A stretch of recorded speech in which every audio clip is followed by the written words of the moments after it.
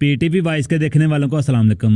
Nadreen, आज हम आपको बहुत अहम खबर से आगाह करेंगे जो कि तुर्गत के हवाले से होगी, जिसे सुनने के बाद आप खुशी से झूम उठेंगे। और इसके अलावा उस्मान बे और घातों के बारे में भी बात करेंगे। आने वाली एपिसोड में इनकी जंग होगी। क्या उस जंग में उस्मान बे का कोई अहम सिपाही शहीद होगा? अगर शहीद होगा तो वो कौन सा सिपाही होगा? ये जानने के लिए वीडियो को आखिर तक देखिएगा और हमारा चैनल सब्सक्राइब करके साथ में लगे हुए बेल आइकन को भी ऑन कीजिए, ताकि आप लोगों को हमारी हर एक वीडियो का नोटिफिकेशन मिल सके।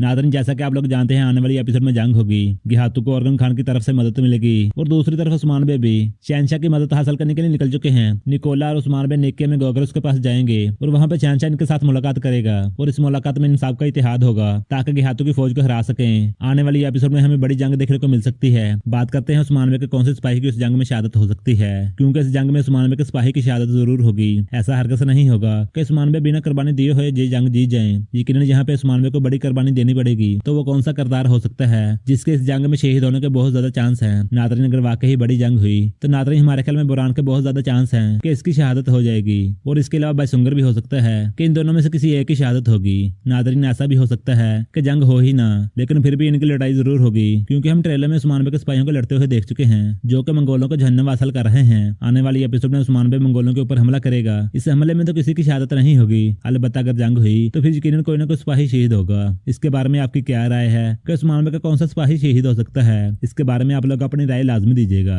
अगर बात करें तुर्गत की, तुर्गत को बहुत ज्यादा नादरीन देखना चाहते हैं। उनके लिए मैं खुशखबरी लेकर आया हूँ। खुशखबरी ये है कि मलाजर दास और कतर रिलीज हो चुकी है, जिसे देखने बमसी भी गया था और दुगान अलप भी। मैंने इनके रियल नाम इसीलिए नहीं लिए क्योंकि आप इनको बमसी और दुगान के नाम से जानते हैं, ना कि इनके रियल नाम से। ये पिछले दिन तुर्गत की फिल्म देखने गए थे। तुर्गत की फिल्म रिलीज हो चुकी है। इस फिल्म ने हमें बहुत ज्यादा इंतजार करवाया। आखिरकार ये रिलीज हो चुकी है। आने वाले चंद दिनों में ये आपको उर्दू सबटाइटल में देखने को मिलेगी। और इसके अलावा एक और खुशखबरी भी है। इसके बारे में कुछ खबरें ये भी हैं कि ये उर्दू और हिंदी में डब होगी। कि आप इसको उर्दू में देखना चाहते हैं? आप लोग अपनी राय लाजमी दीजिएगा। नादरीन, ये थी आज की मेरी छोटी सी वीडियो। पसंद आए तो लाइक कीजिए और अपनी फैमिली और दोस्तों के साथ शेयर कीजिए। चलते हैं फिर इंशाल्लाह नई वीडियो लेके आएंगे। अस्सलाम वालेकुम।